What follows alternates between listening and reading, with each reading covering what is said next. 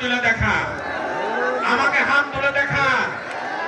আমি বলবো একটি কথায়, আমরা কোন উস্কানিতে কেউ পা দিব না, আমরা কোন ধর্মের প্রতি অসম্মান করব না।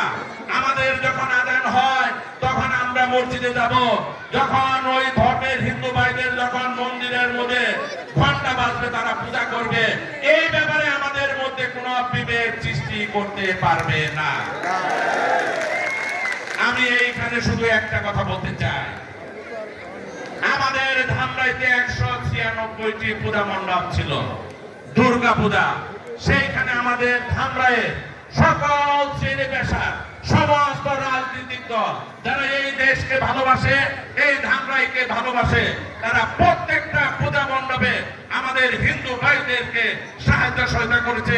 তাদের পাশে থেকে আমাদের প্রিয় নেতা জনাব তারেক রহমানের আহ্বানের সাড়া দিয়ে